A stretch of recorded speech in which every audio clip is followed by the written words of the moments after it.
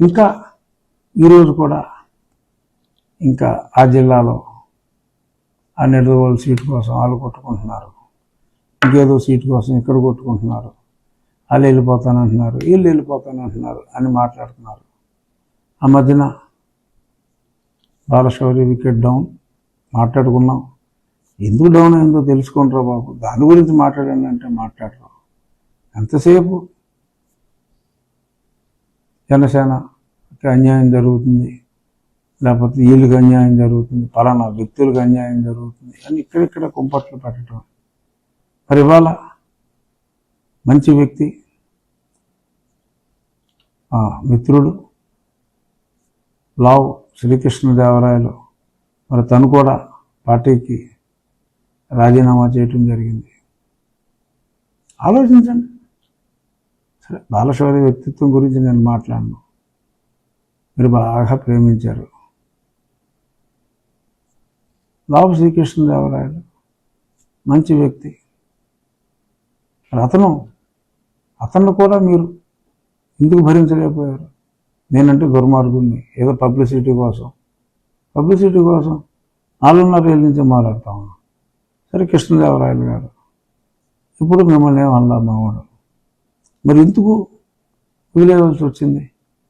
నేను అనుకున్న చేయలేకపోయాను అంటే మీరు చేయనివ్వలేదనే కదా అతను అంత బాధపడ్డా అంటే. సో ఆయన వెళ్ళిపోయాడు. నా బీసీ అంటారు. మరి ప్రముఖ డాక్టర్ పద్మశాలి ఇలా సంఘంలో ఒక విశిష్టమైన వ్యక్తిగా, వారి ఆశాజ్యోతిగా పేరుగాంచిన వ్యక్తి డాక్టర్ సంజీవ్ కుమార్. మరి ఆయన వెళ్ళిపోయాడు. అంతసేపు కేశినేని నాని వచ్చాడు, నానిగారు అలా అన్నాడు, నానిగారు ఇలా అన్నాడు అని రాస్తారు తప్ప మీ దగ్గర నుంచి వెళ్ళిపోయిన ఈ ముగ్గురు ఏమన్నారు అన్నదే మీ సాక్షులు ఎప్పుడైనా రాశారా? ఇదే ఉంది. ఇంకా రాబోయే రోజుల్లో ఇంకొక 2 ఎంపీలు అయితే కనీసం వస్తున్నారు బయటికి. సరే, నేను ఎప్పుడో ముందే పోయిన కేటగిరీ, అఫీషియల్గా ఇంకా పార్టీలో ఉన్నప్పటికీ ముందే పోయిన కేటగిరీ అనుకోండి. బహుశా ఫిబ్రవరి ఈ పార్లమెంట్ సమావేశాలు అయ్యేలోపుగా మరిన్ని షాకులు యువజన శ్రామిక రైతు కాంగ్రెస్ పార్టీకి తగలబోతున్నాయి.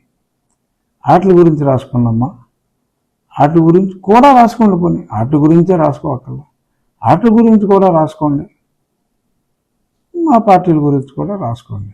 అంతే తప్ప అక్కడికి మీరేదో